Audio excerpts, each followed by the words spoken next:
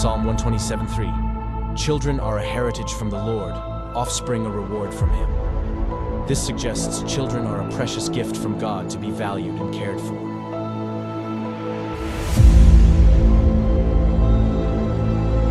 In the United States, a child a minute is taken into DHS, CPS, and so on custody. The reality is their pics are already selected, you just don't know it. Being perfect no longer matters. It's what the adopting families are looking for.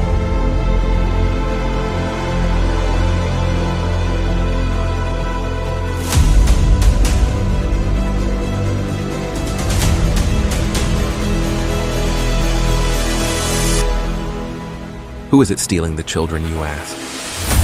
From caseworker to the White House, the buck stops at all levels, just not where it is supposed to be. The services your family needs, we the people have paid for to ensure your reunification. Title IV says, reunify at all costs. United, we stand means nothing to us when it comes to family values.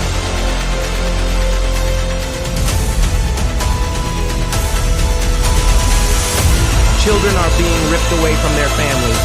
Parents are reverting to addictive behaviors to cover the pain. The trauma caused by child removal is just being recognized, and the results are atrocious. Termination of parental rights is not healthy for anyone, just profitable for the people enforcing the lie.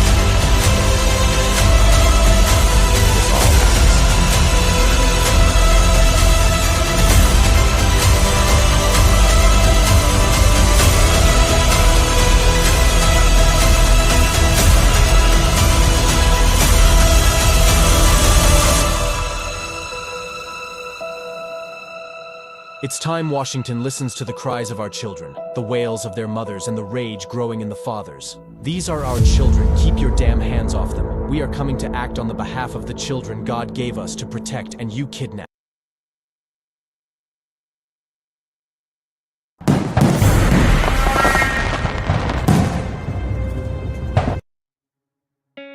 In the United States, CPS makes upwards of $3 billion per day on trafficking and selling our children. The corruption may start with the caseworker, but goes through the judicial system, passing the governor through the Senate and into the White House. The entire system has a hand in the business known as CPS. Our children are stolen every minute of a 24-hour day. They are being robbed of their innocence, their trust, their happiness. As parents, we are isolated and betrayed by a government we trust. States are balancing budgets on kids' lives. Only 12% of the kids taken will be reunified.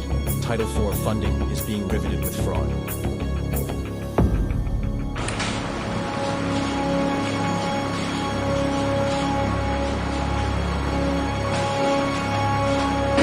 We need to stop CPS and abolish CPS.com is leading the way. Join us.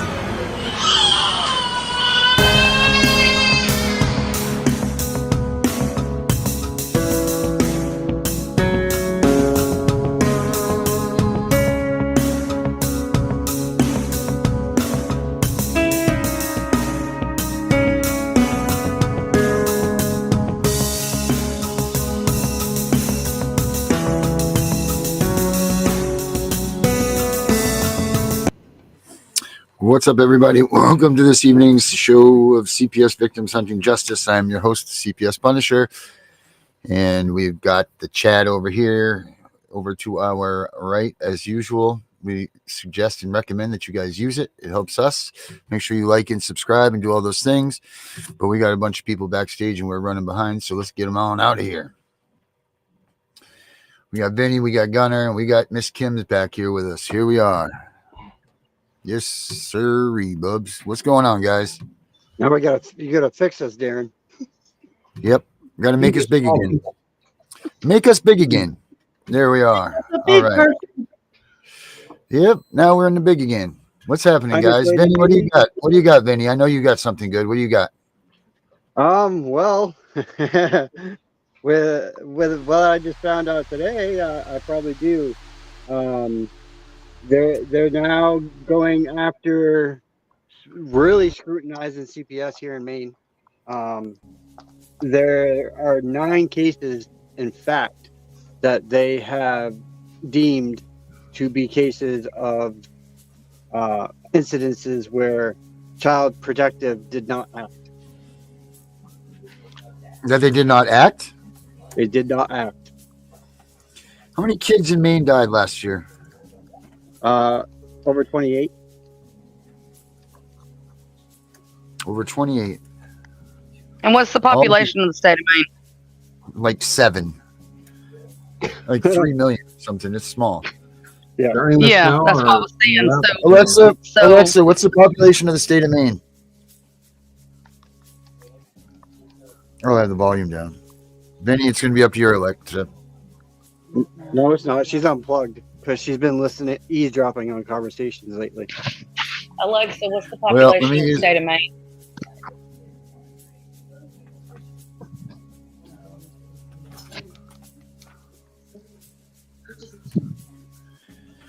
$1.36 million. Computers. According I told to you it was Alexa, small. 3 million the isn't state even of right. Maine So is 9 kids. 1.36 million. So out of 1.36 million, there were 28 Danielle. deaths because of CPS. Yeah, that's fucked Correct. That's Danielle, Lady P. Yeah, we haven't heard from her. So yeah, we don't know what's going on with her. She's behind. She's somewhere. That's Maine. They're finding out. They're finding out a lot about this stuff. That this is this is where my case is also in Vinny's, and Maine has been doing this stuff for years. They're finding out that they've been underneath the federal guidelines, their own guidelines. They haven't been following their own statutes, their own rules. They haven't been doing anything that they're supposed to be doing. Chevron, baby. This is fallout of Chevron. I'll say it over and over and over again for 40 years. I don't know if it's about fallout. I mean, this has been going on without them paying attention to what the federal government and the rules have been. I mean, the fallout's going to be when all of us parents in Maine get together and we get our freaking kids back that they've been taking. That'll be the fallout. Well, but you know what I mean? The point is that this is multifaceted once again, and I'll preach this to that. Is the Chevron doctrine has done more damage to this country within our courts, their statutes, within their codes, within everything else that they've written within that time of just saying, I'm a specialist. Those I get to pick and choose what. Oh, yeah. On that side, I agree with you there. Absolutely. Yeah. I agree with you. I can't. You want to know the numbers of kids in Maine that are in custody? It's pretty fucking high. Let's do it. Let's hear it. Hold on. I was going to be so impressed, Vinny. Well, I had it. I had it the other day. 2,500. 2,500 kids. Out of 1 point. Do you know that Maine? Now, hold on. Let me ask this question. Now, how many kids are missing that are supposed to be in their custody? 688 or 886. 886, right, Benny? Yes, 886 according to the 800 out of a little over 2,000. Yeah, that have gone. That have missing between children from adoption to from adoption from foster care to adoption. Wow. Look at your state. Really you know Georgia's like 1,600. Oh yeah. Oh God. I'm Alabama. I know you're Alabama, but I'm just saying. I just read an article about Georgia's system, and there's 1,600. How many are in Alabama? Alabama, I think the last count was missing was like 1,800, and I think it was 3,600 was the count of actual children in care listed. The thing is, that's every year these numbers, because people forget. That's not like this just is the number that's ongoing. Like every year, these numbers keep getting bigger and bigger, and they, like their numbers are all fudged. We proved that on one of the shows where we went between 3 different articles and nobody got the numbers right. Nobody was saying the same thing. There's no nothing, and we proved that no one knows what the statistics are truly. Like no one does. No one lies. Like there's a bunch of articles out there right now that are based on the protocol for the caseworkers if the child ends up missing. But here's the question. How do you know if a child's missing? If no one cares about that child, no one's going to know if it's missing. The family that you took it from has no idea because that kid's gone. They're TPR'd. You don't know where those kids are. I don't know. You don't know where your child is. And then if the family that's just in it to collect the paychecks are still getting paychecks and that kid's gone, they're not going to report anything. They're just going to The keep thing on is, keeping on. we actually Because can if find you our report children that, very it comes down easy. to money. If Look at- I parents got will get a one hold of lady- if parents will get a hold of their case files, it's actually not difficult to be able to find the children. The case files will tell where the children are. You just have to be able to read between the lines. I found my kids, and it was very easy to find my kids. All I had to do was read between the lines, a couple little things here and there, and I was able to find my kids very quickly, very easily. Scared the hell out of the fosters. I've got Oh, one I'm lady sure. out in Indiana that I've been talking to that has 13 kids. At CPS came and just took them for no reason, nothing Yep. about anything, just come in and swiped them out of the state of Indiana. This is just so damn scary just due to the fact that these kids are missing. But she come to find out they were charging and still charging her personal insurance and everything, Of course. even though they're in state's custody. So they are double and triple dipping. Why Yeah. would they want to take and have those kids do that? Well, Gunner, how about this one? I don't know if y'all know who Terry LaPointe is. Terry did a story about a family in Alabama, and I'm actually friends with this family. The grandchildren were taken away from the grandmother and grandfather who had custody of them. It was a set of paternal twins, boy and a girl, and then a third child, which was a girl. The the female of the twin was repeatedly raped while she was in foster care, and she was impregnated twice. And the children, her rights were terminated to her children for no reason other than the fact that she gave birth to them while in foster care. She ended up aging out of foster care. And she ended up getting married, and her husband had a baby about 5 years after she left foster care. CPS came after her to get that other baby specifically because her rights were terminated to the other children. But hold on, there's more. So while they have this other child, she's fighting to get the other child back. CPS actually told her, and her own attorney actually helped, was supportive of this. They actually told her, if you will sign over your rights to this third child, we will stop charging you child support for the children whose rights we terminated. Wow. 5 years she was paying child support on children that her rights were terminated to. Now, I can tell you right now, I know from personal experience because I did it, you can actually make it to where CPS cannot get child support out of you. I did it. They've never been able to get a single penny out of me or my ex-husband. Not one red cent. It can be done. They will come after you, but it can be done to keep them from getting child support from you. So I do have something else, a couple things I want to read off to you guys, and all you that are listening and watching. And this is put out by the Portland Press, who's been, following stories, but they really haven't posted up until like a couple days ago. They started posting a hell of a lot more and getting more information out to people. So it says, research has shown that keeping families together, even troubled ones, is beneficial to the children. Do you hear that, CPS? It is beneficial to our children to keep them with their family. Hey guys, let me spin up a video. I played this on my show, and I want to spin up this video.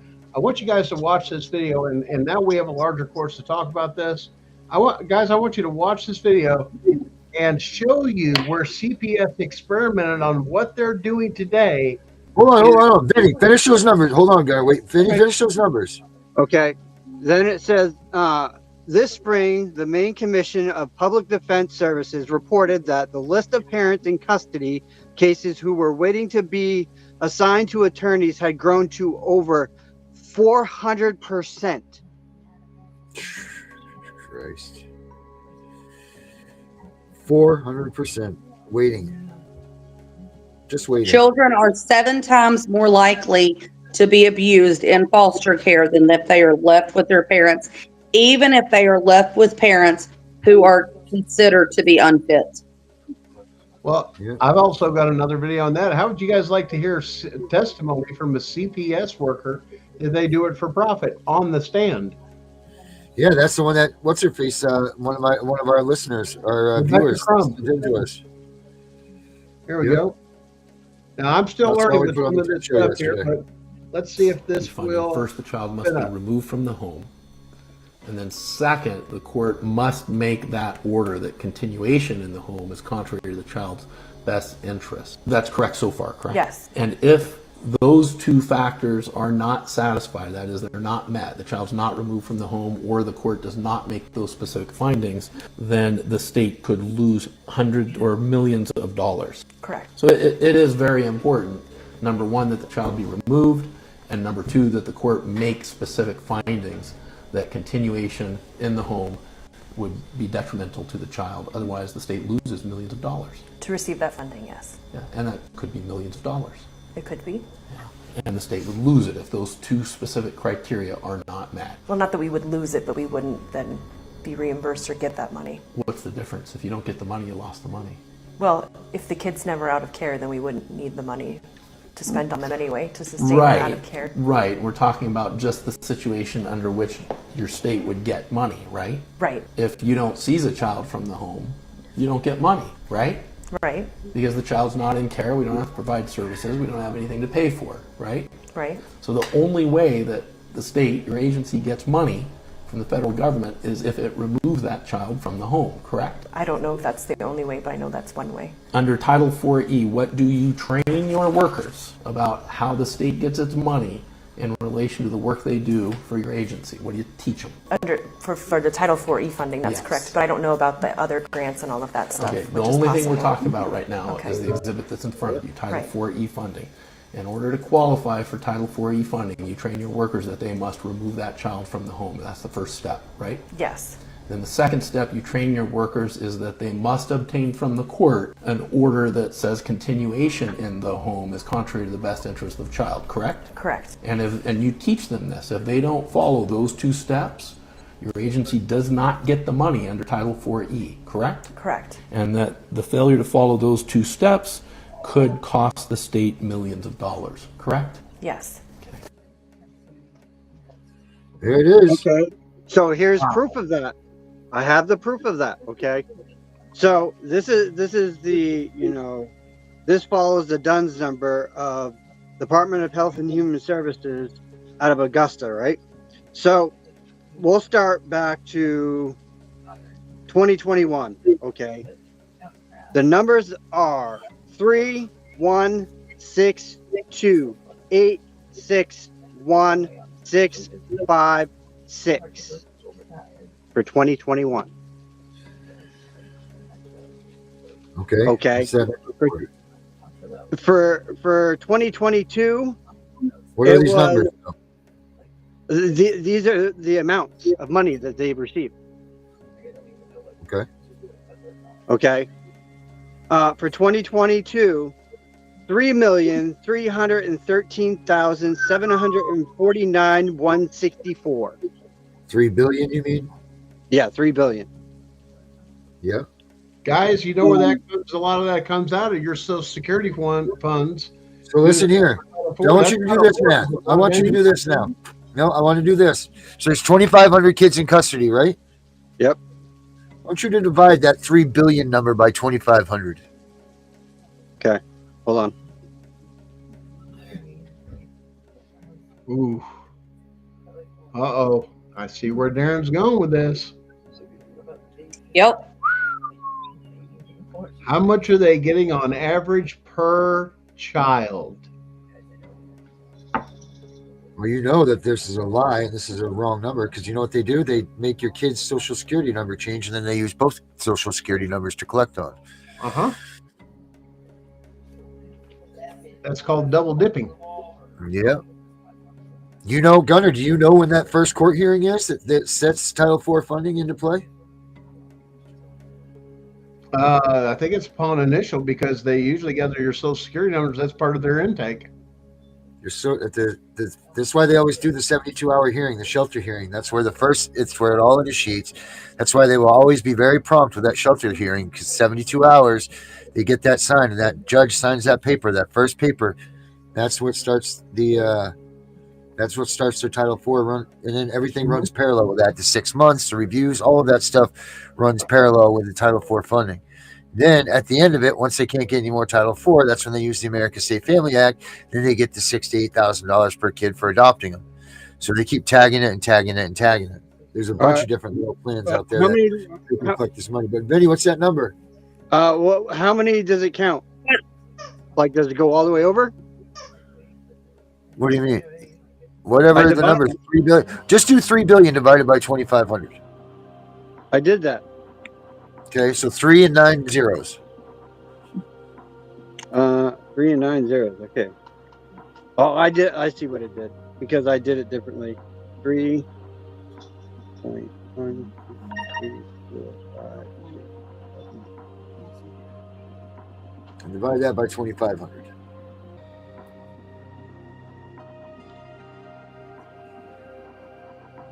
Okay. 1.2. Wow. 1.2. And how much of that is Social Security money, and how much of that is Medicaid fraud? It doesn't say. It just gives you a total number.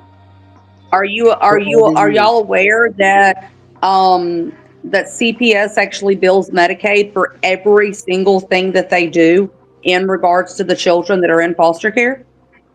If a caseworker, well, no, it doesn't bill the private insurance. What the heck just happened? It doesn't bill the private. They don't bill the private insurance the way they bill Medicaid.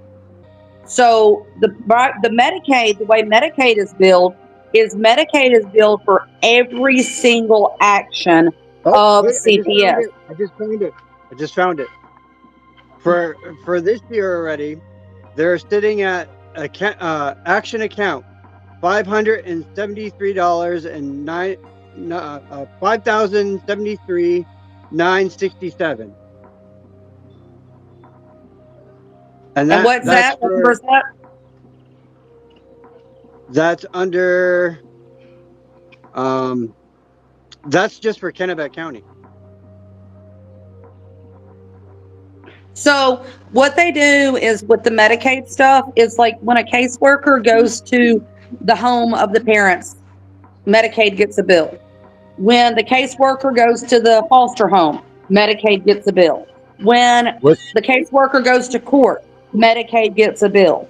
Every single thing that CPS does, Medicaid gets a bill for. Now, what was the number? What did the number show that then he divided? 1.2 per kid. 1.2 million? Yep.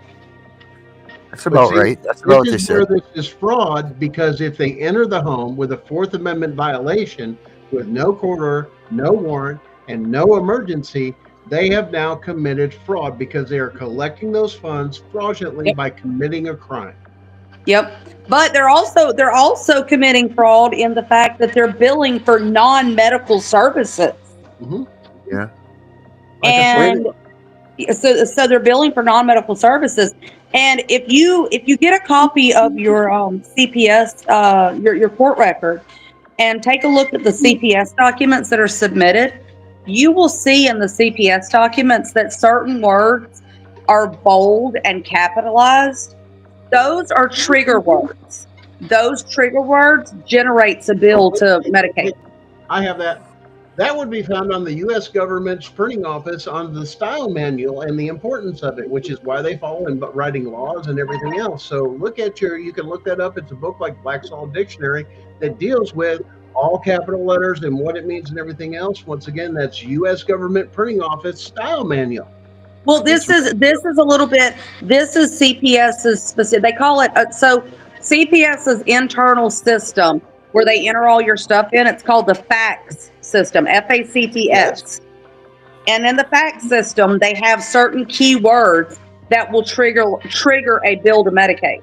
The caseworker drafted a letter. The caseworker preformed a visit. The case there's certain keywords. I think there's about 50 of them, if I remember correctly. I have a former CPS worker that I'm friends with, and these trigger words, all of them are. Each time you see those in your file, that's why when CPS takes your children, they insist on your children being on Medicaid. And in public schools, which if you homeschool, it'll be the first thing that they take and recommend as well. So any homeschoolers out there, this is why. That's why they go after homeschoolers so bad, because those rights fall under your Fourth Amendment in your home. When you come to public school, it's public property. We can do whatever we want. Why? You're considered out in public. Even though the school will try to claim when you do some of those things of, we're private, you can't come up here, you can't film. No, this is public property. The same thing for outside your courthouses and everything else. You're allowed to, under the First Amendment, take and film and be in those particular areas. Instead, they're acting like, no, we're a private business, we're a public school, we're state done this, that. It doesn't matter. It's open to the public. As soon as it says public on it, it's open to the public. Same way those audits come through when you have metal detectors or you can't bring your phones in the building and this, that. Wait a minute, I'm going to the county clerk's office or the city clerk's office. Well, you can't have any phones back there. I have a right to record and or, especially first person, I have a right to record somebody in their publicly official thing. I am their employer.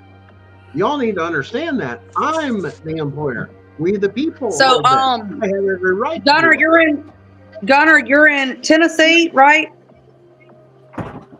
Okay, Yep. So you're not in the 11th Circuit. So the 11th Circuit, which is Georgia, Florida, and Alabama, in Smith versus City of Cummings, says that we have the right to record anything that is of public interest. So that means these judges in Mobile, Alabama, judges recently just put up restrictions that you're not allowed to bring recording devices into the courthouse. That is illegal according to the 11th Circuit Supreme Court. You better listen to that, because that goes for every single one. So if you have metal detectors and they're not allowing your phone to come in there, because we have the same thing in our local of saying, you can't have your phones in there, and the judges don't like it. Well, the judge doesn't get a fucking choice in that. Well, it deals with privacy. No, this is open. You see all these people sitting here, they're able to hear it, unless it's a sealed hearing and for a reason. This includes your CPS case and the people that are in there. You don't have to have a court reporter. Your Honor, I want to set up video in here and record the whole thing for my own personal. I don't want to pay a court reporter. I have the right to record this under First Amendment rights. Now, here's the thing, though. Here's the thing with that. Let me just stop you really quick, because there is a catch-22 with that. If the court knows that you're recording, you're in a little bit of a catch-22. So one of the first things that you learn when you go into law school is if it's not in writing, it did not happen. Right. If there's not a record of it, it did not happen. So there's actually something called a de novo in court, and a de novo, it's Latin for do-over. So what that means is that a hearing can be done over if there is no record of it. If there is no written transcript of the hearing, then it can be done over. Well, if you notify the court that you've made a recording of it, and the court did not make the recording of it, your recording can actually be used for that transcript, and you could shoot yourself in the foot with that. So you don't want to let the court know you're recording. You want to record it for your own private use without their knowing. See, now that makes me wonder you saying that, because I remember something like that said in the criminal case that he filed a de novo. Mm-hmm. De novo is a de novo. So what happens is let's say that you go to your 72-hour hearing, and your attorney wants to appeal the 72-hour hearing decision. What your attorney is going to do is your attorney is going to file a notice of intent to appeal, and then there's going to be a request for the transcript to be produced. Now, that 72-hour hearing, is that a national policy, or is that just per state? The only states that I'm not sure on would be Maine and Virginia, because they're commonwealths that I'm not really well familiar with theirs. But every other state that's not a commonwealth, it is a requirement for every other state. Thank you for clarifying. So anyway, if for instance you go to your 72-hour hearing and your attorney wants to appeal it, your attorney's going to file those documents. If there is no transcript available, Because when you go to appeals court, you don't get to argue anything. The attorneys don't go up and stand before the judges. They don't present evidence. All of it is done in writing. This attorney writes a brief. That attorney writes an opposing brief. Then this attorney writes a summary brief. That's it. It's done. On the very rare occasion, which is about 1% of the time, the appeals court will ask for oral arguments to be made. Oral arguments are only allowed about 30 minutes to be done. So what they do is they actually take the case file, whatever the hearing is, they take the file out of the court clerk, and they read everything in it, and they read the transcript from the hearing.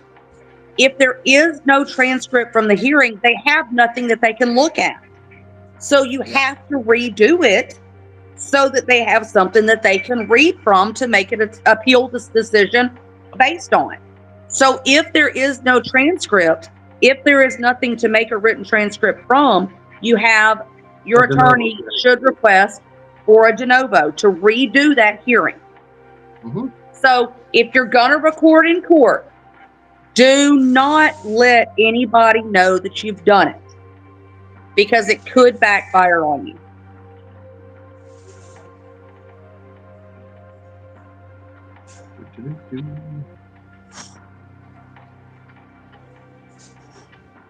I'll be right back. I'm running down a rabbit hole. So Darren, the link I sent you earlier about HHS, that has all the information on it that I was grabbing for you, if you want to look it over. If you scroll down, you'll see it pop up.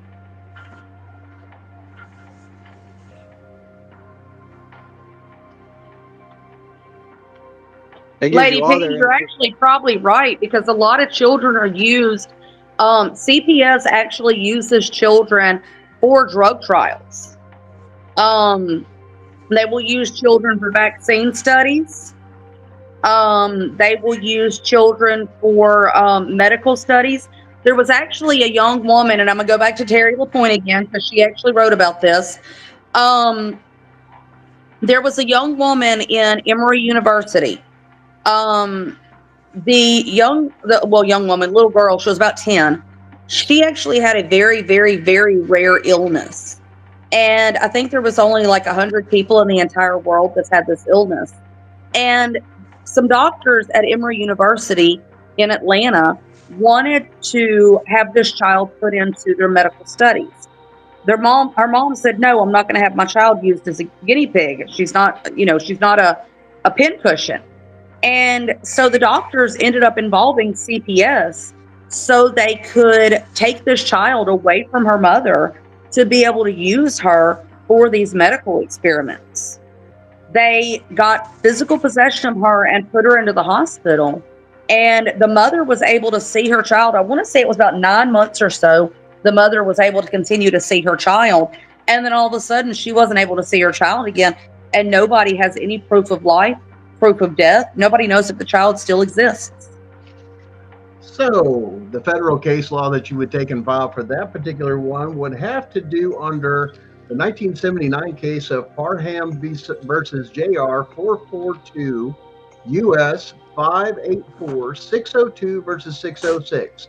Deals with parent rights to medical and mental health treatments held on your child.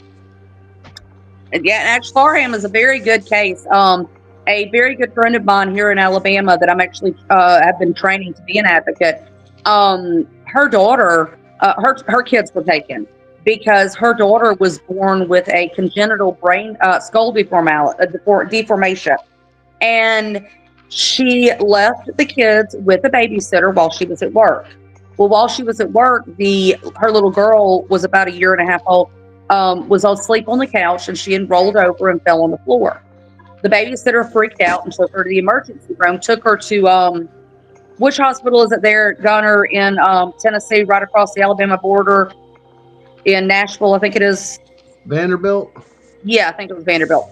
So the babysitter took her daughter there, and because that hospital didn't have records on the baby, they had no idea that she had this congenital skull deformation. And they immediately called CPS on mom, saying that mom had abused the child and caused a major skull fracture. And I ended up getting an attorney friend of mine with this parent, and Parham was the actual case that he used to get her kids returned. Her kids were in foster care for almost a little over a year. He went to one hearing, used Farham, and her children were ordered to be immediately returned. Jesus, Meg.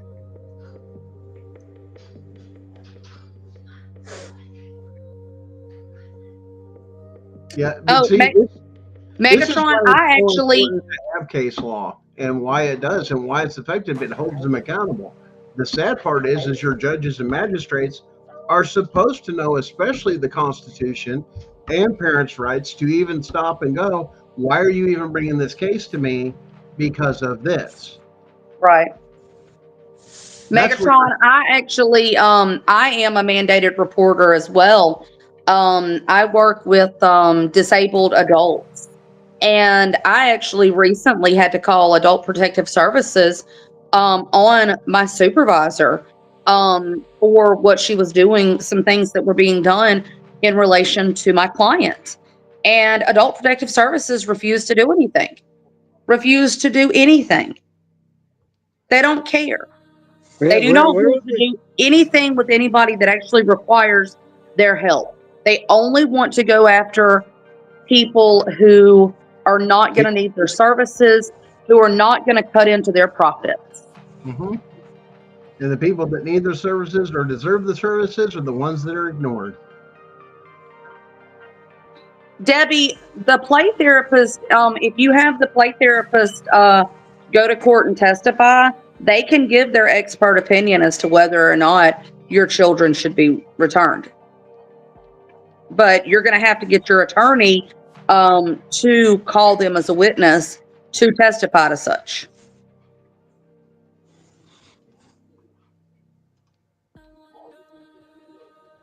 That's crazy. Yeah, there's more to Maine, I mean, that meets the eye. Matter of fact, the list of Maine parents waiting for a lawyer grew by 700% in 2024, and it may not account for the other ones still not in file yet. Kim, that actually goes farther back. You were quoting the fact that there's records of them using stuff with drug company. And matter of fact, the International Down Syndrome Association, which I've shared, I believe, with both Vinny and Darren, actually did a full-on report proving in the sanitariums before they were closed that that's exactly what they were using for. The reason they got so involved with CPS is because the sanitariums where they were running wild with no oversight, where they were beating and raping these special needs children, drugging them, drug experimentation. They were making money hand over fist till they found out it was inhumane to actually do this stuff when they got caught. So those same people, when they cut off money, their question was, Department of Human Services, Family Services Division goes, what do we do for money now? We have all these employees and no work for them. Let's jump over on this side where we can do it. And then they petitioned the Clinton administration to pass the adoption bill. Now we have incentive to take and get these kids and get them adopted and get them in foster homes and get access to Social Security. I don't understand why every American isn't screaming from the top of their lungs of, why are you robbing what was supposed to be my retirement fund as what it was set up to be for those less fortunate, so somebody had something so we wouldn't go through the Great Depression and there was nothing there. Why aren't they screaming? Because all of these kids are being stolen a freaking child a minute. Why is that not a scream enough? Because they're all living in a virtual reality. None of them really understand what's going on. You know, we are literally woke up. We are no longer in the goop and with our eyes shut and stuck into a VR headset. They are. They really banned things like TikTok and this and that was screaming so much truth. Hell, I got banned. Oh, it's misinformation. It's truth. It's case law. It's this, it's that. I'm not saying anything that's not been before a Senate hearing. It's not been on TikTok for a Senate hearing, or it's case law, or it's federal case law and how it applies and this and that. Can't get on another account. Nope, we've got you tracked. You're not getting another damn thing. What did I say that was wrong? there's no appeal process to even go back and have an author. We'll just take and do this. Wow. So you're going to silence freedom of speech. But wow. They're getting ready to, I just noticed a thing about that in the news today. They are getting ready to, on Facebook, to overhaul Facebook Meta so that we can have freedom of speech on there. I was actually about to ask y'all, what do y'all think about the new, what's going on now with Facebook, what they're about to let people start using freedom of speech and not blocking us. It was community. What was it? The guidelines violation. Community. Yeah. Yep. Yeah, I wouldn't know anything about those. I mean, slammed so over I do got to read you guys something that I heard today from one of my friends who is fighting the fight in Maine with me and Darren and quite a few others. She wrote to me today, and she put out to me, she said, I got to get to it.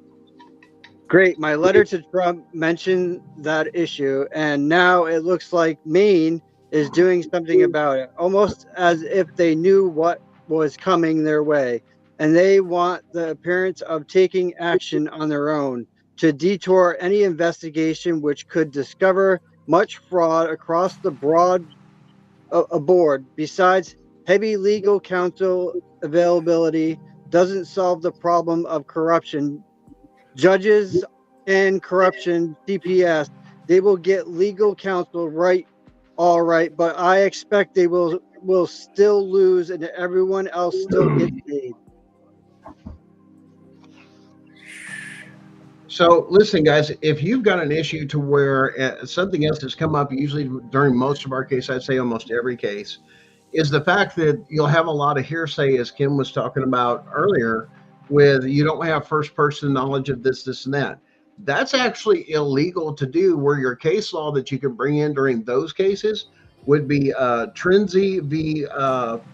Pagolaro, 229F, subsection 647. And that case dates all the way back to 1964, that basically you have a right to, to the authors or anybody putting forth.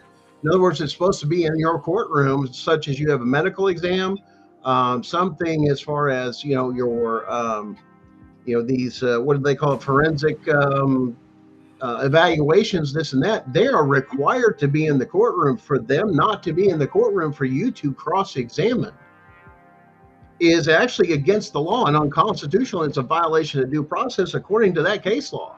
So if you've got people in there of saying, you've got a doctor that said, hey, I did a physical exam and this and that, and I'm just going to write a letter. No, your ass is supposed to be here at court for me to cross-examine.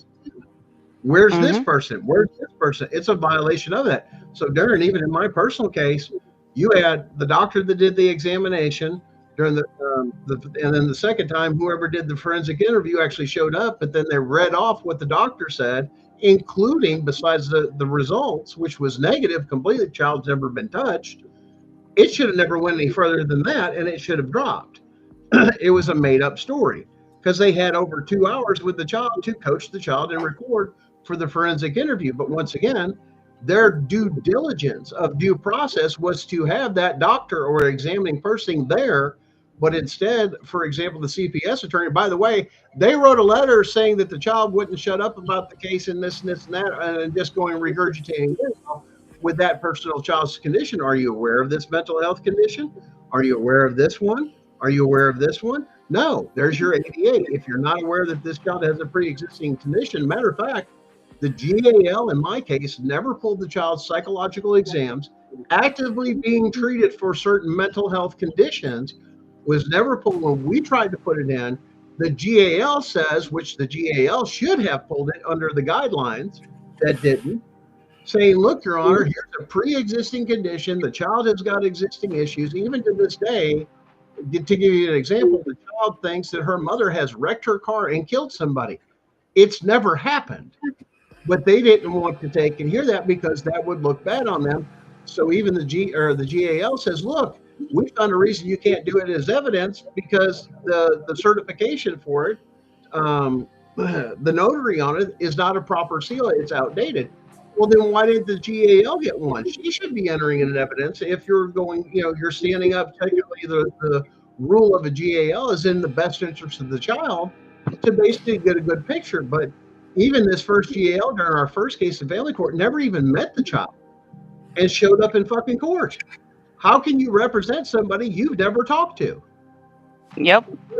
Well, Gunnar, you were talking about the psychological evaluation. One thing that a lot of parents aren't aware of is psychological evaluations are only good for 2 years. Unless it is a neuropsychological evaluation. A neuropsychological evaluation is only valid for 5 years. A neuropsychological evaluation takes about 8.5 hours to complete. Right. But here's the caveat to that as well. A psychological evaluation is only valid if another one has not been complete afterwards. So if I go and have a psychological evaluation done today, and then I have another one done on Friday, the one on Friday is valid and the one done today is not. Which is why that medical interference I was taking to do, because this is what they did. They forced my wife to take her child away from her existing psychiatric care that she was getting to go to the CAC, which is a supplemental government thing, which is medical interference.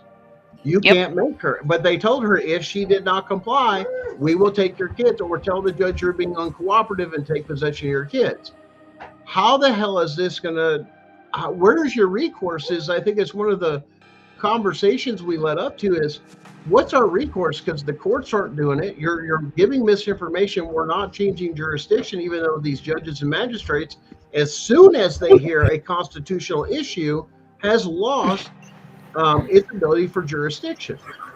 In other words, okay, so what a lot of people don't understand is judges have to be given the authority to act. So just because the judge knows that they don't have jurisdiction, they cannot actually act on that unless they are given permission to do so. The way they're given permission to do so is through motions. So if a judge knows that he doesn't have jurisdiction, the only thing that he can do without being asked to do it would be to recuse. Okay? So in order for the judge to say, I don't have jurisdiction to hear this case, he would have to be requested to review the jurisdiction and rule that he does not have jurisdiction. He can't just do it out of nowhere. Okay, so give you an example, like in my case, when we went to the magistrate, they said the exact thing. I don't have jurisdiction over those particular issues, and continue and proceeded forward, even though it was pivotal to the outcome of the case was the issue. Therefore, the judge's oath says I'm supposed to rush to the aid of the Constitution, uphold the Constitution. So if you're not saying, or you're in that courtroom saying we don't deal with those issues, and they proceed on, but Your Honor, it's pivotal within my case. They have broken a law, a federal law, to get all this, the whole reason I'm here, then that should raise a huge question right away. But to say, well, let me ask you this: what type of jurisdiction did your judge say that he lacked? It wasn't. He just said we don't answer those questions, or we don't deal with those topics in my courtroom. Was his exact words on the record. Okay, so subject matter jurisdiction is what it's sounding like he's saying that he does not have. So subject matter jurisdiction can be brought up at any time, even 20 years after the case has been resolved. You can bring up subject matter jurisdiction. And if you can prove that there is no subject matter jurisdiction, then any ruling that the judge made is automatically void. Hey, Darren, we can use that because I brought that up both before the magistrate and so all of this stuff is void ab initio. I'm telling you right now, it's all void ab initio. So let me explain this real quick for everybody else, because I know you guys understand it, but let me explain this really quick, kind of for everybody else so they can understand.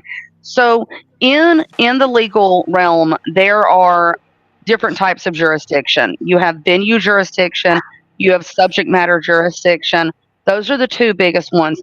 Venue jurisdiction is the physical location of whether or not that area can hear the the case. Whatever case, hear the case. So that means if we are in Birmingham, Alabama, and there is a shooting, okay? Somebody gets shot. That is going to be a felony case. A felony case can only be heard by either a county judge or a state judge. A city judge does not have the jurisdiction to hear that because they lack subject matter jurisdiction. But they could hear it based on the fact that it was in their city where it happened. Right. So what's going to happen is it's going to have to go to the county judge, which is Jefferson County Judge, for the subject matter jurisdiction. So subject matter jurisdiction, a traffic court cannot hear a murder case.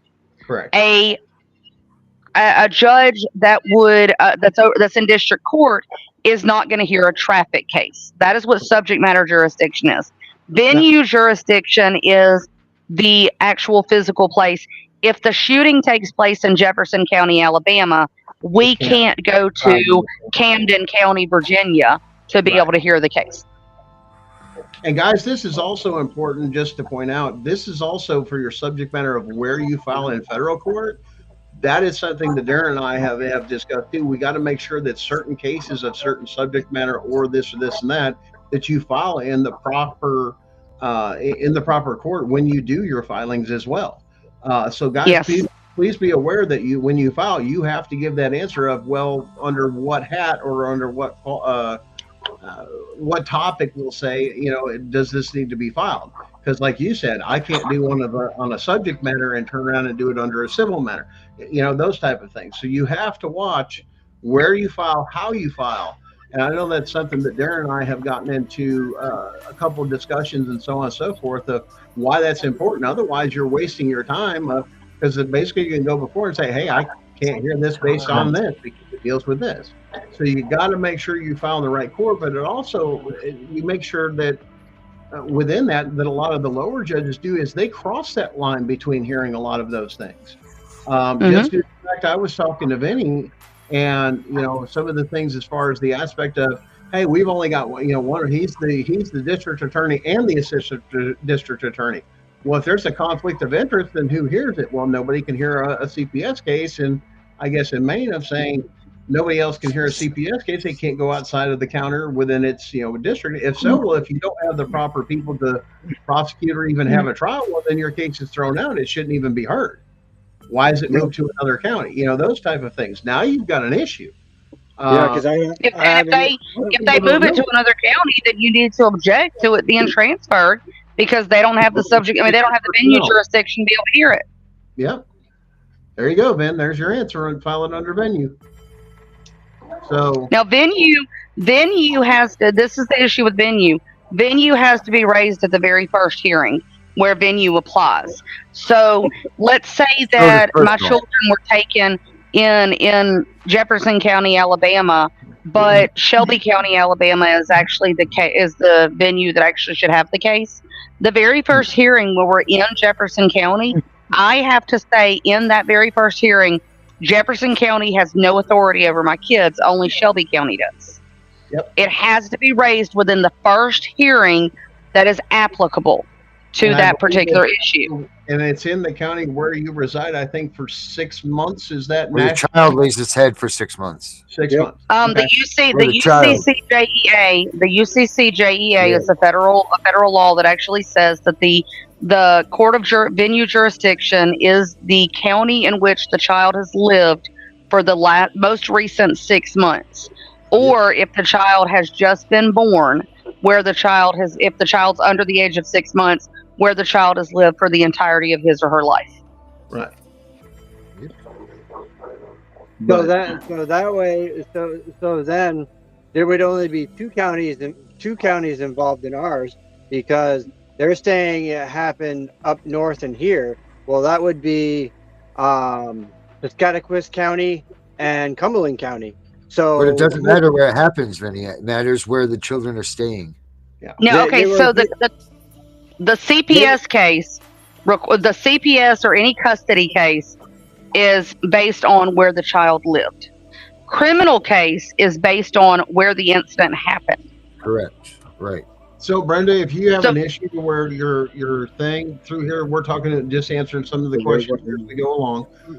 The venue thing for Florida, where they wouldn't change it, if you feel it's there, and that's something. What will we do with that, guys? As far as a change of venue and it was denied.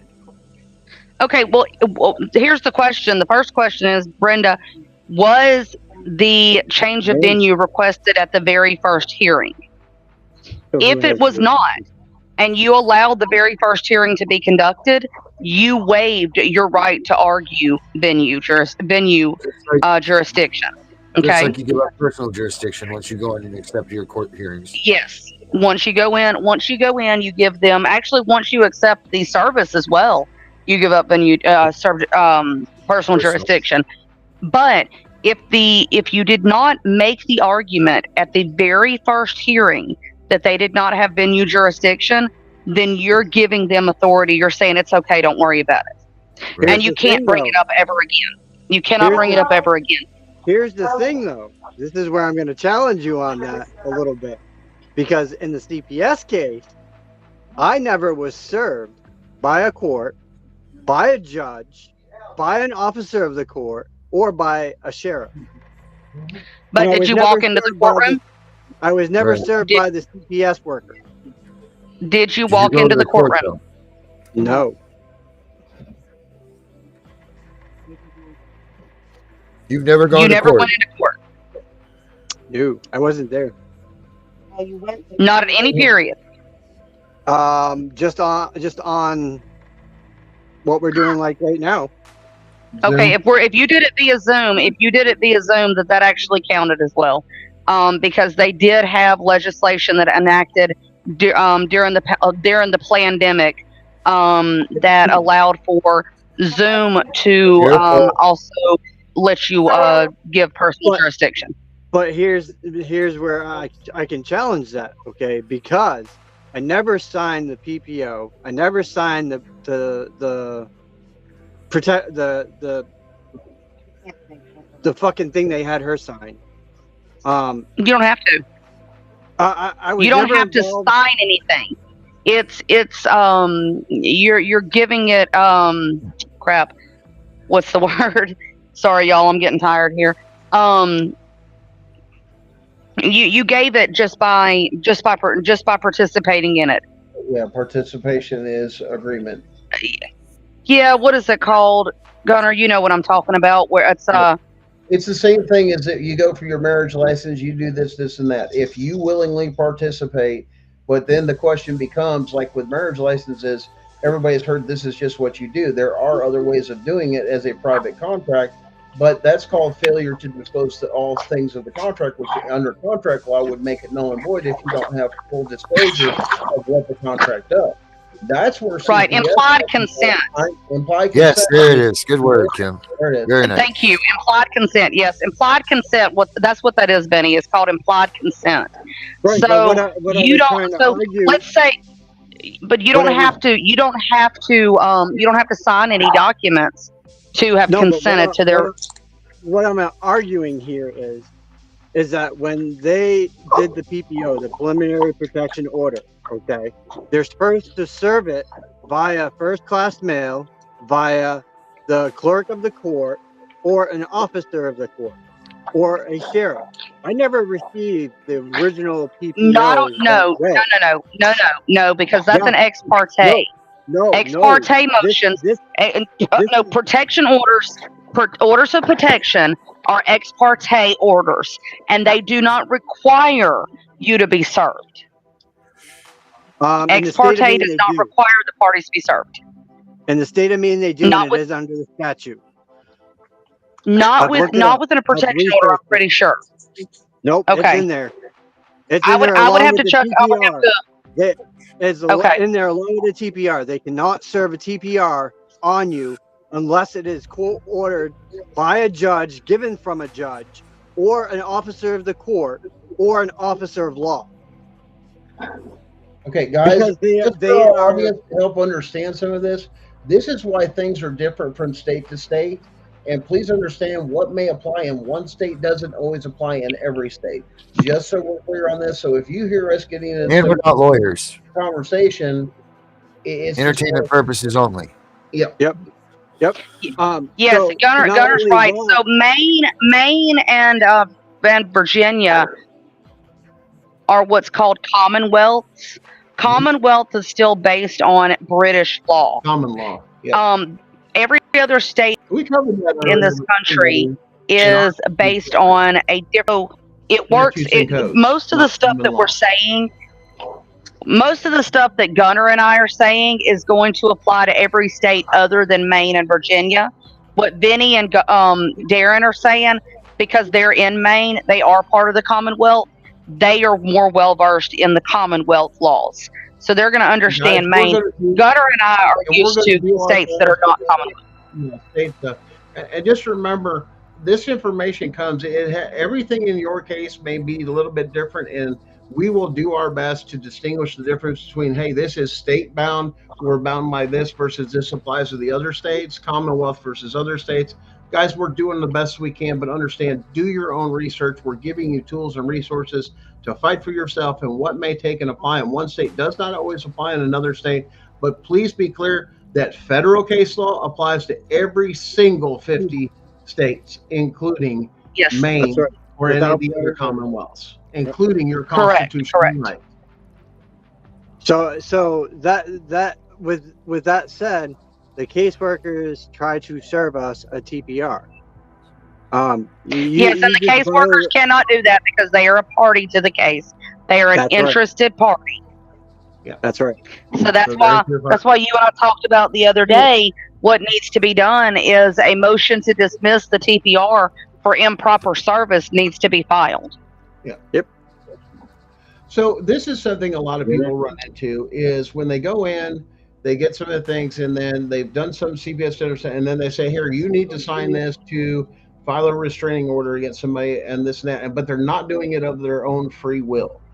Where would that fall, or how that would, and understand this has happened in my case, just so you know, Darren. Initially, when my wife went in, she didn't want to sign it, but they told her if she did not sign it, then they would take her kids. Now, I know it's intimidation to contract is one. Intimidation, coercion.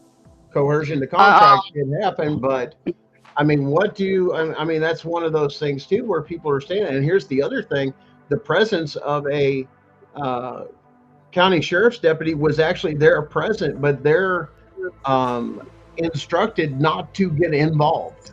Actually, in other words, they actually witnessed a crime of them trying to coerce her to give up her children until her advocate friend that was there and dealt with CPS before said, don't sign that because you'll catch a felony, because it's a Class C felony in our state for child abandonment. And that's exactly what CPS does. When you sign it, you catch a criminal case. Then y'all need to go after the sheriff's department and that sheriff's deputy in particular for failure to protect. Trust me, me and baby girl, trust me, my wife is all over. She goes, I guarantee you I'll have the sheriff's answer. And that deputy sitting there, because one of their requirements is when they witness a crime, they are the first-hand witness to it, and they are to get involved. That's the only time they're able to get involved, in when they are witnessing a crime. And he sat there and did nothing. Then when he went to she asked, he goes, well, do you have a card? He gave her a card of a criminal investigator, and this didn't even identify himself properly and identified another officer. But it's, the fact that he witnessed the crime and he did not do anything about it, that's actually, he's actually a co-conspirator in that criminal act. What? You mean I've got a RICO case, Kim? Well, don't we all? Forgery and everything else? Yep. Definitely. And I was saying earlier in the other show, I says, listen, you know what scares the shit out of these people? When you're educated and they have no history of you being in court to know your pros, your cons, or study or ask around, because they don't have a clue who they're facing, and they're going to underestimate you like crazy, to where you come in and you just hammer them. And when you place them in their own lawyer tricks and their questioning tricks right on their own people, you're going to beat them. You're going to whip them every time because, oh crap, I can't pull that trick over here, or he knows that trick. Or you pull the tricks that they pull as far as questioning structure to lead up into those things. They don't know what to expect. They could be in, hey, I'm going to build you up with some of these things here and there. Then I'm going to lead you to this. I'm going to make you testify on yourself with my questioning. Which I actually, I have a parent. I've told y'all about this parent a couple of times. She, CPS actually in Alabama knocked on her door the Friday before Christmas, and we served them with a cease and desist. Unfortunately, the parent did not follow my directions exactly, so it didn't quite work as well as it was supposed to. She was actually supposed to put the caseworker's name and any representative of CPS. She failed to put the last part in there, and she just put the caseworker's name. So since that has been served to since that has been delivered to CPS, the caseworker herself has stopped contacting her, and the caseworker supervisor is contacting her. Well, the caseworker supervisor actually just contacted her today again and said, if you don't want to contact me, then have your attorney do so, because the caseworker thinks that because of this cease and desist sent to her, they don't think that the parent has any clue about the about a cease and desist. So naturally, when you send this legal document to them, they automatically think you have an attorney. So they're on their minding their P's and Q's, because they think that this parent has an attorney that is advising them on what to do with the situation. That's where some particular things have just a little bit of weakness to where I reached out and but Vinny and Darren and a couple of these others and some of the new things of, hey guys, I just need some help on structuring, filing, and this and that, and putting it together. Plus, and having a second opinion, as most of them do, is here's case law, here's research, and what applies, and the question then becomes, what applies here, but what doesn't? Because then you have to divide. The idea is you don't want to reveal all your hand if you're going to go into federal civil court to sue them, to give them an idea of what you're dealing with.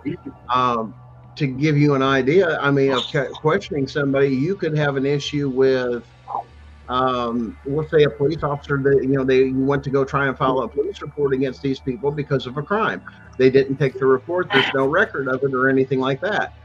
Well, you're going to get them on something else, and maybe somebody else in your case or somebody has interaction with this person, say the caseworker or anything else, and it shows for a fact that there was they did an even severe crime. In other words, Your Honor, what's the reason for this witness? Your Honor, I'm trying to establish that there is a pattern here. Or Your Honor, I'm trying to establish that goes into their motive, or it goes into the fact of this and that. There are many things you can call out on that of saying, Your Honor, I'm trying to establish the credibility of the witness. I'm attacking the credibility. Sometimes the judge will stop and ask for those things of, where are you going with this for objection, Your Honor? I'm asking for credibility. This is a credibility witness, and that's why my questions are here. And then the judge can give maybe guidelines. Well, hey, since it's credibility, let's see a little bit where you go, but get there fast. That's up to the judge to make that call to allow that to continue to go on, which you can't be denied. Hey, you got to make the connection quick. The idea when you do that is make the connection quick of the common person. Now let's go into the details of how they dealt with somebody else. And here's their testimony. That's why getting together in your own area with people, because you can use those other people that have had CPS cases, been through the courts and this, that, or even currently going through that, and call them as witnesses to testify of their experiences, not even knowing they actually can have a federal case. Wow, you mean that happened to you? Yes, it happened to me. Matter of fact, I had a cop take and hold me back while they allowed the caseworker to come into my house. At the curb, the caseworker come into my house, and that officer has now become complicit to allow a Fourth Amendment violation. He is also included, he or she is also involved in that crime. That is 2 or more people conspiring to deprive you of deprivation of rights, which automatically it only takes 2 or more for RICO. So Darren, what do you think of that? No, I just read it. You're right about that stuff. Absolutely, each state's do their own thing. Yep. Yeah. So guys, I want to get back to this one. Herbert's on here, and listen, you guys want to have some history. I'm a history buff. But understand everything they're doing today had like the Tuscaloosa Project and all that other stuff with vaccinations, all those other things. They had to have a test area to see whether or not it was able to take and they would get away with it or how to destroy it. And the biggest key thing that everything they're doing is they're attacking the family. Okay. Once you attack the family and imbalance the family from the norm, you're going to cause division and you're going to cause all sorts of other things. Combine that with the fact that economically, your elected and appointed officials control a lot of your economics. In other words, the job, the money coming in, this, that, that's not your effect. But under current law in every state, if you can't support your child, that gives the ability of the state to come in and steal your children because they've caused it that you can't get a job or anything else. But guys, well, poverty's not a reason to take a child. Now, hold on. There's actually case law that supports. Darren, tell that to the people in North Carolina. I don't. That actually supports. There's case law that actually supports that a parent's income cannot be a factor, right, in the removal or return of children. Yep. Well, funny, it sure did when they went to North Carolina. Your house is wiped out. Well, listen, man, you're talking about corruption, man. You're talking about, look, I didn't do anything wrong. They took my fucking kid. So, I mean, Jesus Christ, you're not playing by the rules here. Hey, Kim, can you find me that case law and send it to me? Because I would love it's almost in everything, man. You can find it anywhere you can. Yeah, Vinny, I can. Shoot me your email address and I'll send it to you. I've got it at home. Whenever I get home in the morning, I'll pull out my computer and get it to you. I want you to watch this video and I want you to really look at it. And this will give you a little bit of insight about what's going on and why it is. And this is so great for this. Let me show you this to you guys and to our audience. Explain to me why they muted the sound. You know that we were still getting married through slavery, jumping the broom in secret, even under punishment of death. We were married during Reconstruction. We were married during civil rights. When do you begin to see the rise of the single-parented black female household? 1970. After they killed Dr. King, the United States government said we must neutralize the black power base. And they determined that the black power base was the black family. It was independent black skilled men and women who financed King, financed Mr. Garvey, financed Mr. Muhammad, financed SNCC and CORE, the Freedom Riders and the sit-in movement. So they said, if we want to crush the black struggle, we got to crush the black family. So guess what they did in 1970? King dies in 68. In 1970, they came into the black communities and de-industrialized our city centers. In 1970, they started shutting down the factories. Remember, up until the 50s and 60s, you didn't need a college degree to get a decent job. Many of us got grandparents who worked in factories their whole life and lived better lives than we're living now with 2 and 3 degrees. They could work in their same neighborhood and everybody worked for the factory. Good retirement, pension, benefits, medical. They started shutting down the factories in 1970 and then they went into the high schools and did what? Started de-industrializing the inner city high schools. Up until 1970, you could graduate from almost any school in New York certified as a plumber, certified as an electrician, certified as a carpenter, auto body, brick mason, a welder. They took all those programs out. These are the skills that pays the bills, gentlemen. As long as you have a skill, you can always feed your family. But if all you got is college degrees, you might end up in the unemployment line. Why? Because the skills that we learn in college are not necessarily marketable to other black people. I'm a psychologist. Ain't too many black people running around looking for a psychologist to reveal all the skeletons in their closet. Yeah, you gotta talk to a white Exactly. So they started sending us to college instead of teaching us how to work with our hands. That was the 70s. That was the economic castration of the black male. Now let's go to 1980. The CIA comes in. Cocaine import agency. They drop off crack. So now the unemployed black man who has always been a breadwinner, Envy, even in slavery, we were always the breadwinner up until 1970. Now the crack comes. You got a decision. I can sell this crack and try to put some food on the table, or I can smoke it to deal with the fact that I'm no longer economically relevant to the black woman. And let's be clear, the decade of the 70s was the decade of making the black man economically irrelevant to the black woman. We're the only man in America who is out-earned and out-educated by our mates. No other woman in America out-earns and out-educates their mates. And this is not the black woman's problem. I want to be clear. This was systematically done to make us irrelevant to our families. Then the 1990s come, Bill Clinton crime bill. 3 strikes.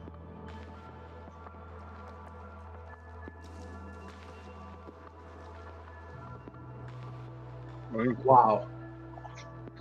Now it's not just the black community. They have tested the waters. It has found that it works. And now it runs rapid throughout our country, regardless of skin, race, or religion. They found a way to do it. Destroy your family. There's the evidence. They ran that experiment. And today, now, Herbert, I mean, how do you feel about this? I mean, the impact of that time. I mean, yes, it's progressed from the 70s, but I mean, you've seen the impact over your time. How has this affected that community, let alone how have you seen it split to other communities? The Irish, the Italian, those small communities, everything. I think it's very relevant. I think it's relevant to what you're saying, because even if black people were going to college for psychology or for sociology or for other subjects that had no bearings on making money, real money, you're right. You're right. But see, what are you going to do with a psychology degree unless you're a PhD? What are you going to do with a degree in anthropology, a bachelor's in anthropology, unless you have a PhD? Wait a minute. Didn't we go through that with people not within the past 10 years on women's studies and other things that were out there? I have a degree in this and this and that, but can't find a job, and I'm at Burger King? 100% correct. So we're, once again, but wait a minute. So they took away those programs because you couldn't use money. But what's been the push since the 1980s is that unless you have a college education, you're a nobody. Whoa. Yeah, but you're a nobody. But Gunnar, you're a nobody with a college education unless it's something that you can use to make money. Tangible. But here's the other thing, financially speaking. We're going to go into the financials now. But wait a minute, where is this the relevance in CPS? Where is this relevance here? Because this is not poverty and finances are not a problem in CPS. They make it that way, but that's not right. That's where the fight is, because finances are not supposed to be an issue with the family at all. It's not supposed to be there. I don't know what the relevance is, but I want to listen to Gunnar and answer his questions so we can figure out what the relationship he's trying to make to CPS. Okay, now listen, this is why. Look at the number and the ethnic groups within that time period he was talking about in the rise of CPS cases to take inner city, especially black children, away from those homes. They are directly proportional from those actions to CPS coming in and stealing those children the same way. That's not true. This didn't start happening until the American Safe Families Act in 1997, when Bill Clinton put an incentive on adopting kids. That's when this all became a problem. And the numbers show that it's a 2-to-1 take between white kids and black kids. So it's not an ethnic thing at all. It's not an ethnic thing at all. Well, no. I don't think you're totally right on that, Darren. I think it is an ethnic thing. I just don't think that we're looking at it as a black and white thing. No, I think so. We've actually done a poll with the children in Alabama who've been taken. 75% of children are blonde hair, blue eyed children. Mm-hmm. Because the history shows. Yeah, right. Okay, ethnic one and blonde hair, blue eyed children. Maybe so that way, right? But I don't think it's a black or white thing, because the Hispanic and the blacks are equal right across the board at 84,000 apiece, and then the white children came in at 165,000. Yeah, right. So we can't take what the law says that isn't a matter and make that into something, because it's not supposed to be there. So how do you fight something that's not supposed to be there? Exactly. Poverty is not supposed to be an issue. So how do you even fight that if it's not supposed to be an issue? Then where do you even begin to fight something that's non-existent? So the poverty situation, the whole black thing that we're talking about, that actually started with the intent to put black men in prisons so that black women became dependent upon the government to be able to support their children, and then so black children could be taken. The reason that black children are not taken as often as white children, because so many black daddies are missing from the black homes, and these black children are more misbehaved than white children statistically. And that's because there's more. If you look at the average, more black households are single mother households than white households. And we already know that when you're missing your daddy, then you're 9 times out of 10 you're going to end up having behavioral issues. You're going to end up being a troubled child. Well, those children it was designed that way to funnel those children into the prison system. They wanted to start taking those children into foster care as well, but when those kids were so problematic in foster care, they said, wait a minute, we need to start taking the kids from families that are not broken to start with, because those children are more well behaved when they have 2-parent households. Correct. So that's why they started going after. So there is a correlation. It just branched off in a different direction from what the intended purpose was. The statistics show the most vulnerable people for a CPS case right now is a mom and a dad and their kids. That is where CPS is in that, or in a lower income level. Yes, a lower income level, because they can't afford attorneys. That's the only reason they're hitting that way. But they want a mom and dad, and they want a family home and an atmosphere so they can have perfect little kids at the age of 3, potty trained and everything.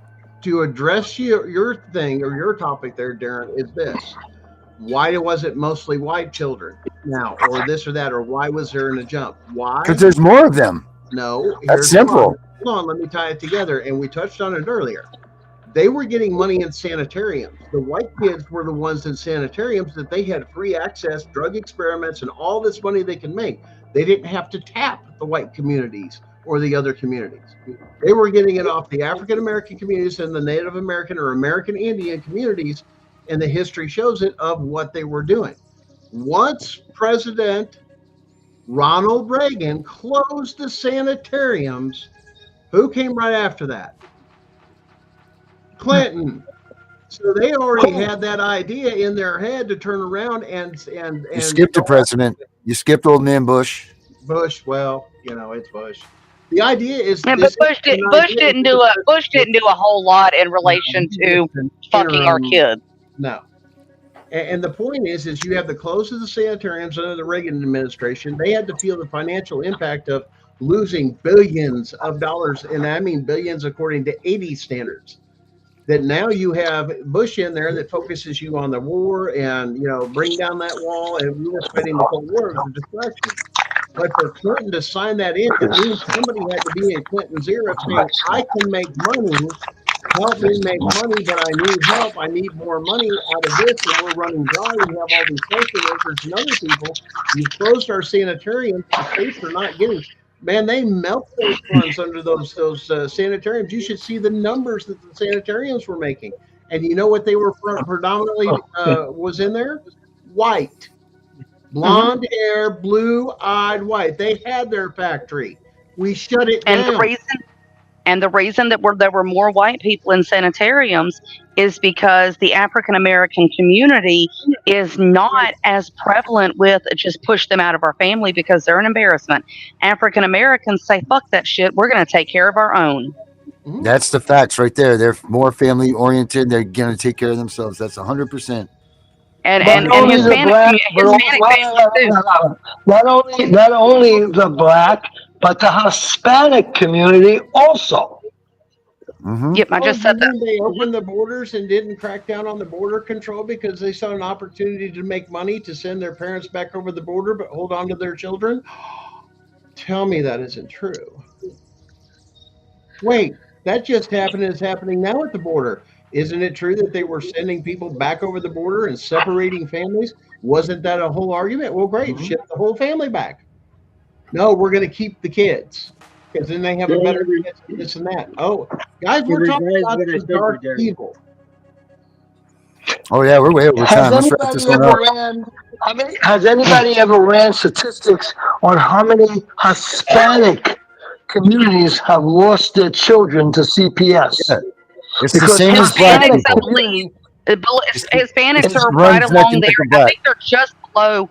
They're just below African American. I mean, it's like maybe 1% below. Yeah, they're both like 85,000 last year or whatever it was. They're both like 85, 86,000. It's been the smallest population.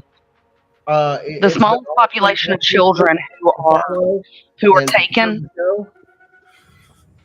The smallest population of children who are taken is Native American. The Hispanic community is very tight. They're very tight. They stick together just like the Jewish community. How many Jewish communities have you heard children have been taken from the Jewish Hasidic communities? Probably none. Very few. Hispanic. Hispanic, African American.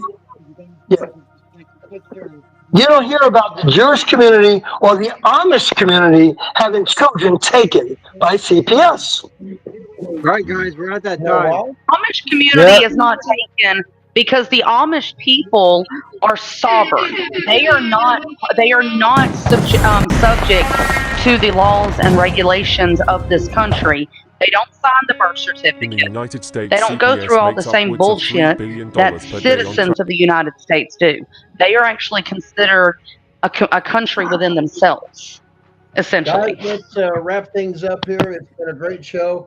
Guys, this is why you tune into the next show, because we can pick up, we can go down trails, anything else. Hit that like and follow. We've had a great discussion tonight. I've enjoyed it. Jim, last thoughts. There you go. Herbert, last thoughts. My last thoughts, guys, honestly, is... Hold on, Kim. Herbert was called out. No, Kim, I wanted Kim to go first, but that's fine. Okay, Herbert can go first. Go ahead. I don't mind. Herbert. You want Herbert to start? Okay. My last thought is stop arguing with the police. I'm starting it. Stop arguing with the police at your door. If they don't have a warrant or court order, they can't come in. Don't argue with them. Just say, I'm sorry, get a court order, get a warrant, then I'll let you in. Don't argue. All right. Kim? Guys, the biggest thing that you have to remember is that the way that we're going to defeat these assholes is to stand together. We're going to have to remain strong. If your kids are taken and this is affecting you mentally, get some help, because we need you to be mentally and physically strong to be able to continue this fight. Because if you're not, your children's children and your children's children's children are going to be targets of this corrupt organization. We have to be the generation that puts a stop to this. So if you feel like you can't take this anymore, if you feel like psychologically it's your end, get a hold of one of us. Find me on Facebook, Kim Page on Facebook. You can find Gunner. You can find Darren. You can find Vinny. You can find Herbert. Find all of us. Talk to somebody. Don't pretend like it's something that you have to hide. Do not be ashamed of what CPS did to you. CPS did this to you because you had something that was valuable to them. Honestly, it's the most fucked up compliment ever. Mm-hmm. They took your kids because your kids are of value that they never could produce themselves. Oh yeah, that's good stuff. Let them win. That's good stuff. Guys, that's awesome. In the day of modern technology, know your rights about recording, whether you're a first or two-party state. Make sure you're using all this technology to, collect evidence. Once you encounter CPS, or once again, if you don't show them a way, and they're going to continue to be persistent, your frame of mind, as well as educating the general public, is to collect evidence. Get those things and hold them accountable. Educate yourself as much as possible. Once again, we're all in this together. Anybody that's been in here, usually listening to the show, they have encountered CPS, DSS, DCS. The idea is we're either right in the middle of it, or we're on the aftermath and our kids are gone, and we're trying to figure this out. I've known cases to where even though you've told them go away, they come up with another excuse to keep getting involved. Once again, in knowing how to fighting in the right courtrooms, knowing your jurisdiction and knowing your rights, they're not going to educate you on you because they're counting on the fact that you are undereducated, that you are ignorant of these case laws and laws. But understand this, especially know your Constitution, because those are absolute. That is the ultimate law of the land. Make sure you understand how it applies and the way it applies to you and your family. And when you can begin to quote those particular things, and then that judge or anybody says, hey, I don't deal with those issues, and you bring them up immediately, that means that judge doesn't have jurisdiction anymore. You file the paperwork and get there. But guys, we are in this together. If you guys get low, trust me, it does help. It's even helped my wife talking with other people like Sam Mosley. Those guys, she's got some great stuff out there. And guys, remember, take care of yourself during this, because you're no good to anybody if you're useless to your kids. Make sure you're eating and sleeping the best you can. I know it's a lot. Take care of yourself, vitamins, sunshine, go for walks, and talk it out with people. Get with people that fight with you. And we love having you guys here. We love you sharing the show. Don't forget to check out, I'm going to do a little plug for my show of Gunning for CPS on Sunday nights at 9:30 p.m. Eastern Standard Time. Guys, get out there, share it. Let's get the word out. Let's get the news out and come together. Why? Because here's the thing. I'm collecting evidence. I know Darren's collecting evidence. I know Vinny and everything else. We're looking to bring the fight to them because, guys, we are working on the case that will bring them down. I'm into that. Vinny? Well, that was a big one of Gunner, so he kind of covered a couple of the bases, but I do got to say this. For all you guys that are listening out there and fighting, just remember one major thing.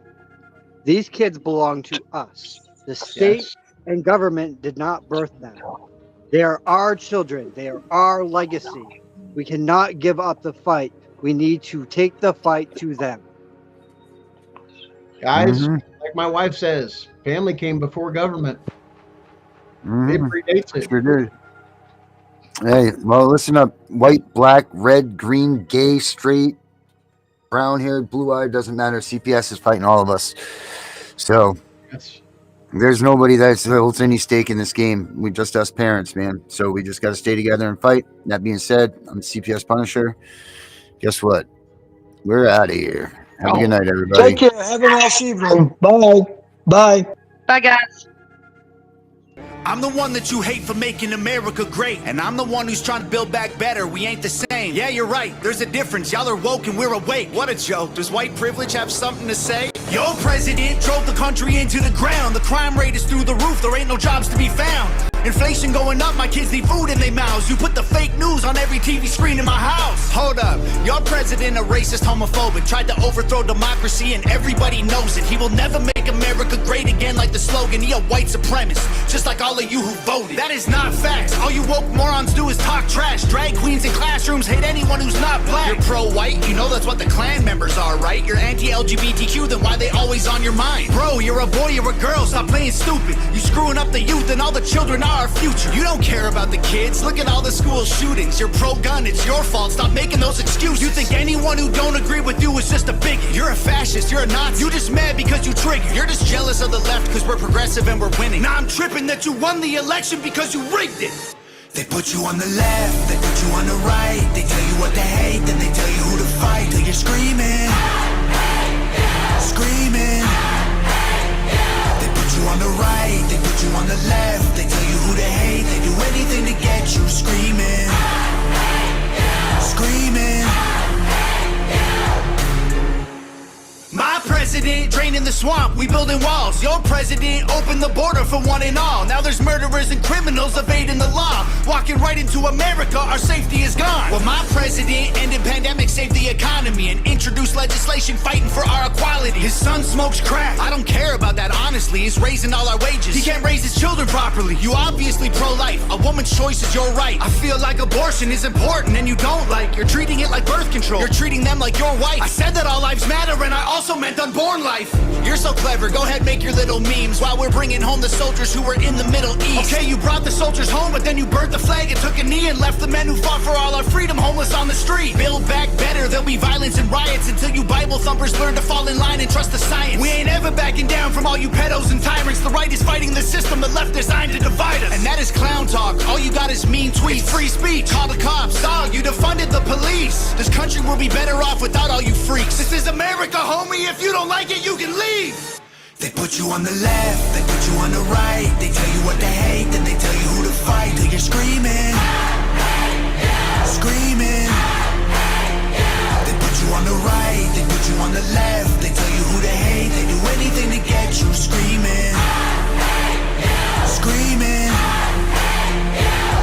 No president will ever give a damn about the truth. It don't matter who's the winner, cause the people always lose. No president will ever break the system from inside. It's a deep state plan dividing us into sides. It don't matter if you're left, right, black, white, red, blue, conservative or liberal, rich, poor, me, you, Republican or Democrat, old, young, mean, cool. They promise us our freedom, but then all we get is free doom.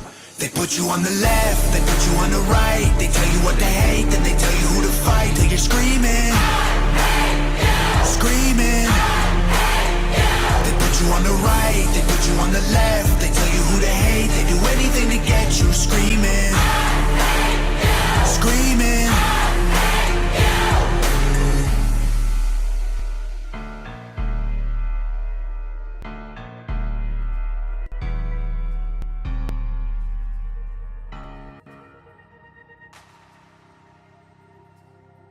Imagine being a child who has been torn away from their security blanket, their parents, the ones who stopped the boogeyman from terrorizing the nights and curing their boo-boos when they scrape their knees. Now just imagine how they must feel when the CPS meant to protect them tears them away from their supposed abusers and places them with strangers who have zero comforting skills. They need to be calm. They are confused, lost, panicked, and needing their parents, but CPS took them away for the purpose of saving them. The kids don't even know why, and they are told that the parents they attach to no longer want them. What do you think that does? Do you think that this is how protecting children is supposed to look?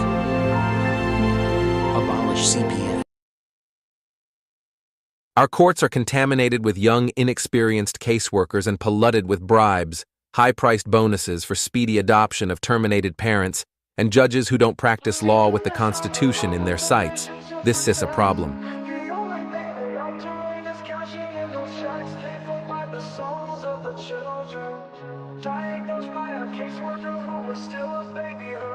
They take away the fathers, leaving just a mom and cubs. They know that with that out the way, the better things will go.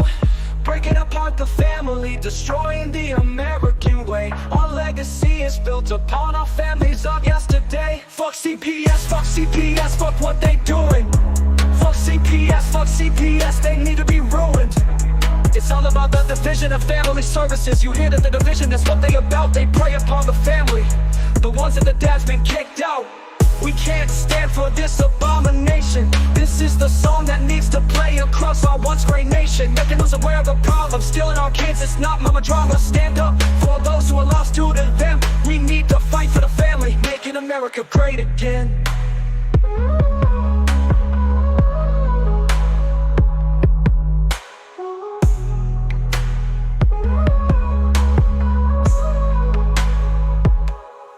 CPS comes along with the mission to protect. The only thing they are doing is cashing in those checks, paid for by the souls of the children, diagnosed by a caseworker who is still a baby herself. They take away the fathers, leaving just a mom and cubs. They know that with that out the way, the better things will go. Breaking apart the family, destroying the American way. Our legacy is built upon our families of yesterday. Fuck CPS, fuck what they doing. Fuck CPS, they need to be ruined. It's all about the division of family services. You hear that the division, that's what they about. They prey upon the family, the ones that the dad's been kicked out.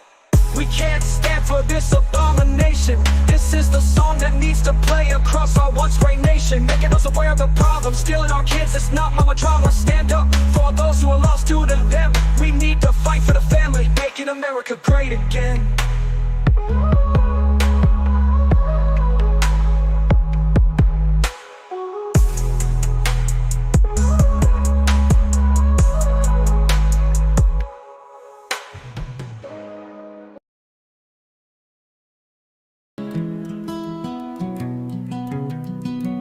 Live in a land paid for by blood,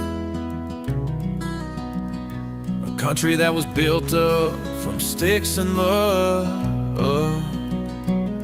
Our ancestors crossed 1,000 miles over the ocean leaving behind a past that was negative emotion.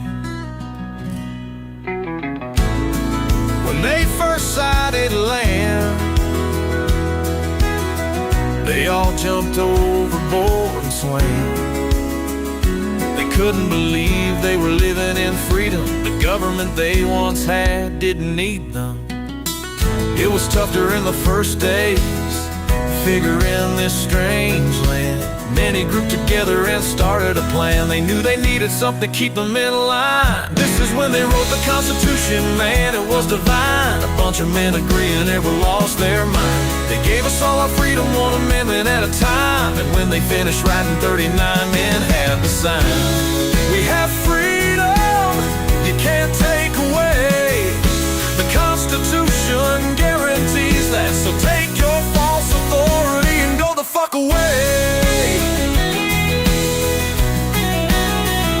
The next 200 years came with a price.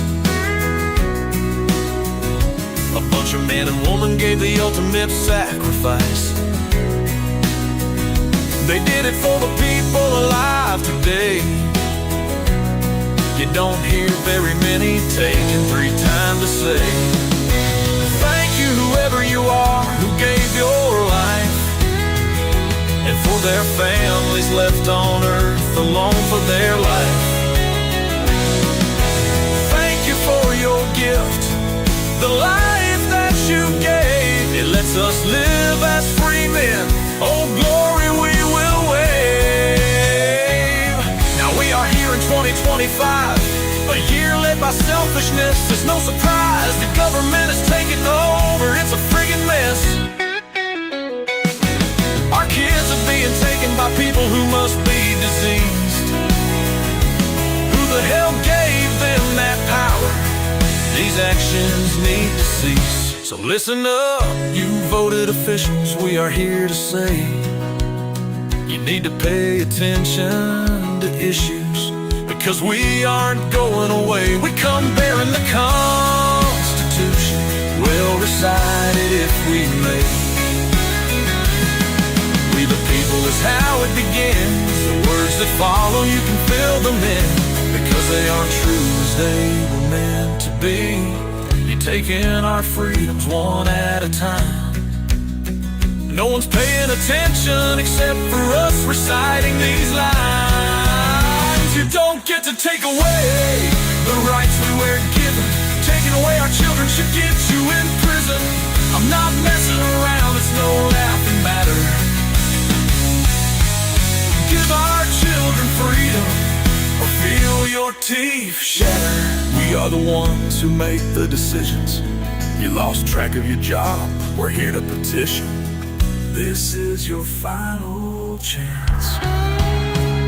America doesn't need to fight a civil war. We just need you politicians to hit the door. So do the right thing and leave this city of Washington, or turn things around, give us something to belong again. Give us back our children, not one at a time. We all